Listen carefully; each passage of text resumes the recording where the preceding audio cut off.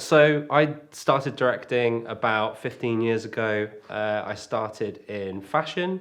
Always wanted to be a film director since I was a child, and have always been making stories. Used to steal my mother's video camera to make short films up in the mountains of Wales. And yeah, I started in fashion, moved into music videos very early on because I found them a bit more engaging, felt like you could tell more interesting stories, and they were definitely more visually challenging. And yeah, moved into TV commercials and longer form. I've just wrapped post-production on my first feature film, my debut feature film called Satu Year of the Rabbit, which comes out next year. Is now currently doing the festival circuit. So yeah, background in commercial work, and I've always done music videos. So I learned how to make music videos and films, really trial and error, I would say. I always enjoyed making films since I was a child. I used to make stop motion animations in my sandpit with all my little army men, and that naturally progressed into trying to make that a full-time career. Always wanted to make feature films, music videos and narratives. And yeah, used to steal my mother's video camera a lot to make stuff, and went off and studied it after that, and dropped out, started my own production company in London, in Soho, when I was 19 years old. And yeah, ever since just focused on kind of working to make that work, you know, like always like pulling in clients and finding ways to make it my career, and that fueled the narrative and the personal projects.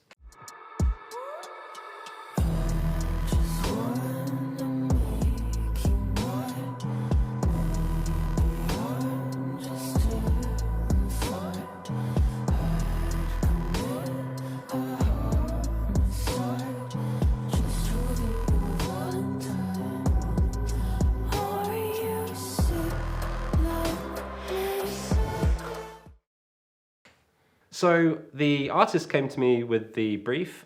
She wanted it to be raw and kind of a little bit dirty. I think there were some like words thrown around like this, and after a while I kind of chatted with my DOP, and we thought, yeah, we shoot this on film on 16mm because we think that'll really lend to that feeling. And after throwing a few ideas around, we thought it'd be really cool just to like bury her in mud and get this really visual kind of sentiment of just her head popping up through the mud. And yeah, I think it's a playful music video. I think it's also quite striking. I think you first see that first frame and you think, oh, that's cool, that feels a bit different. We're inspired by some old album covers and stuff as well. But yeah, it's a fun music video.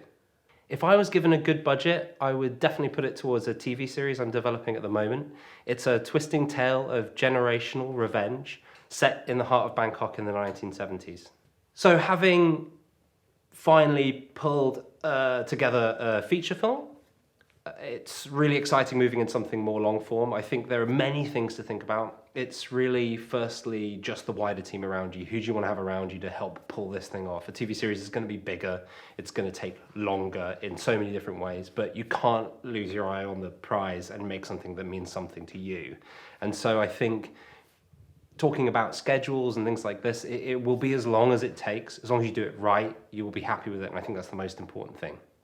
So, hardest part of making the music video, I think probably just kind of orchestrating the dirt and all that mud coming into quite a small studio. Budgets are smaller with music videos these days, and so kind of, yeah, getting as much bang for your buck and trying to find one visual cue that's going to make that stand out a little bit, and I think that was probably it.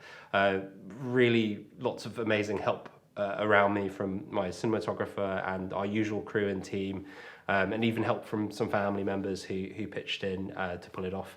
And the artist, Maeve, did an amazing job as well. So yeah, it went really well. It was pretty smooth. Plans for the future, yeah, working on a TV series that we're developing at the moment. That I'm really excited about, and we're also just waiting for the feature to land, which is now off on the circuit, on the festival circuit, and we're waiting to hear back, so exciting things to come.